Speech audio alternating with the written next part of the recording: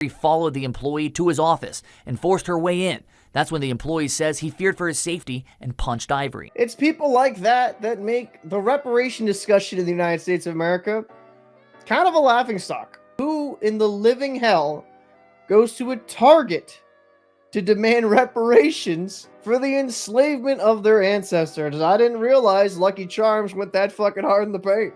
This is obviously somebody that is either off their meds or clearly unstable.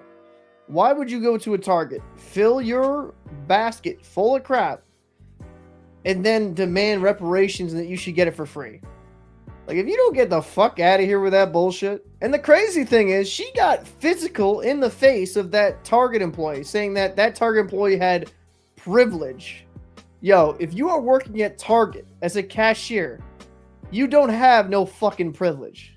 I just can't stand how brainwashed people get by these media outlets. Really? The Target employee who's barely getting by on a minimum wage has privilege?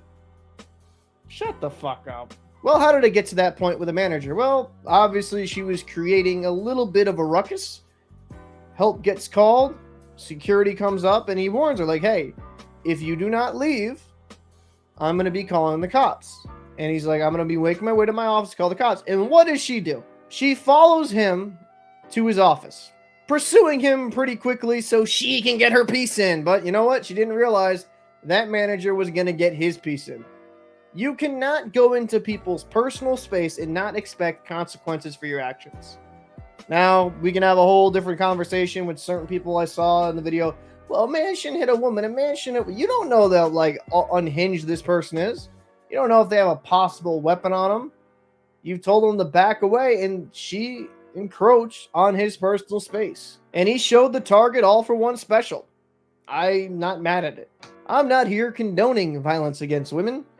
But when you harass somebody, get in their face, not of just one person, but two people, try to start physical confrontations, expect that same energy right back at you. I don't know. I just thought this story was absolutely goofy. A woman was just completely lying about the interaction that happened. But the great thing about the day and age that we live in, everything is on camera. Mentally unstable woman, I would have to guess, is the one that started the physical confrontation with the Target employee, getting in their face, going chest to chest. And the Target employee just put the hands on the shoulder like, hey, give me some space. And she was trying to spin it like that employee laid hands on her first. That was just not the truth. I don't know. It's just kind of, it's sad to see, right? Because people like this that make light of reparations and some probably actual fruitful conversations we could have about it, it just makes it a complete laughingstock. People like that do not help the African American cause in this country by any stretch of the imagination.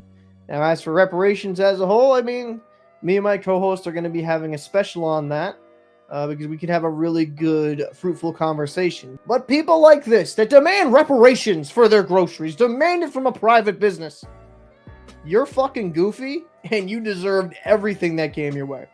I'd be interested to know your thoughts on this whole story. I'm Captain Paul, and I'll see you in the next one. This is my Rosa Parks moment, dude. And no, this isn't your Rosa Parks moment. You just look fucking insane.